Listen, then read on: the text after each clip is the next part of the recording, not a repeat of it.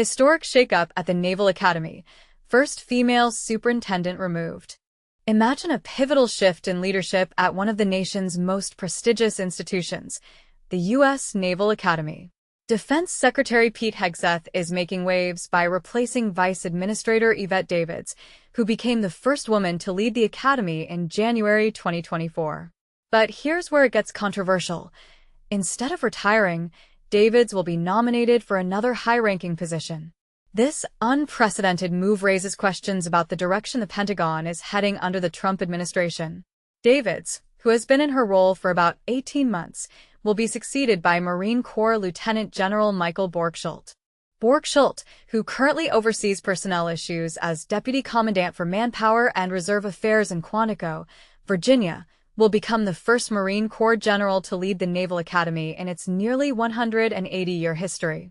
This change is part of a broader purge of top military leaders, particularly women, who have been accused of prioritizing diversity over other aspects of military readiness. Since taking office in January, the Trump administration has removed several high-ranking officials, including the chairman of the Joint Chiefs of Staff, top admirals in the Coast Guard and Navy, the number 2 officer in the Air Force, and multiple top military lawyers. However, the transition of Davids to another role is distinct because she will not retire but will instead take on a new challenge as a 3-star admiral, overseeing naval operations, plans, strategy, and warfighting development as a Deputy Chief of Naval Operations. This decision, confirmed by a Pentagon announcement, marks a lateral move that Davids was competitively selected for with the President's approval. Navy Secretary John Phelan congratulated both Davids and Borgschulte on their new appointments, highlighting their contributions to the naval service. Phelan praised Borgschulte for his readiness to lead the next generation of naval and marine officers and credited Davids for her distinguished service in complex security environments. Acting Top Navy Officer Admiral Jim Kilby echoed similar sentiments, emphasizing that Davids remains a leader the Navy needs in her new role.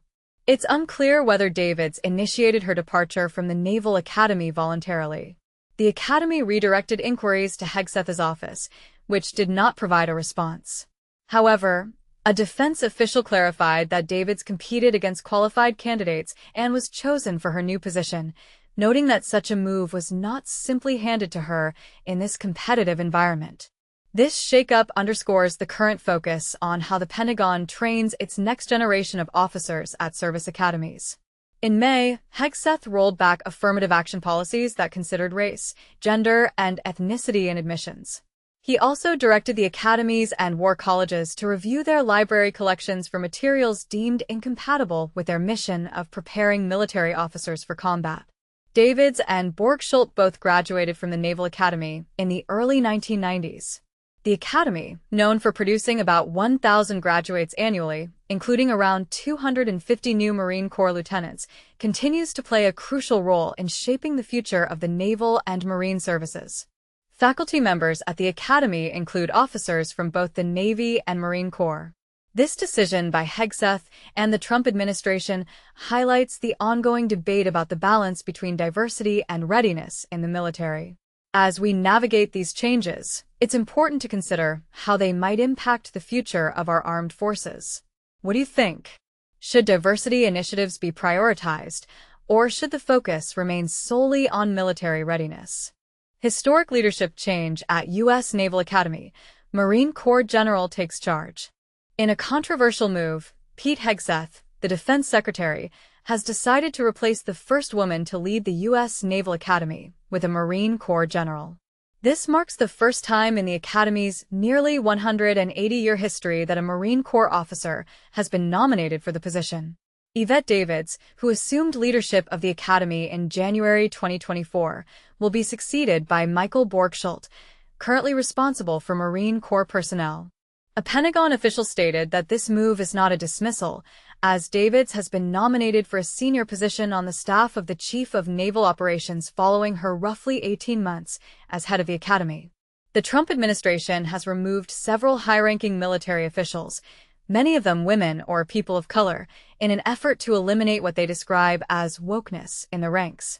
Hegseth, a former Fox News host and Trump loyalist, has drawn criticism for his past remarks about the role of women in the military, stating that women should not be in combat roles. However, during his January confirmation hearing, Hegseth said he supported female troops as long as military standards are preserved. What do you think about this decision? Do you agree with the Trump administration's efforts to remove high-ranking military officials who are women or people of color? Let us know your thoughts in the comments below.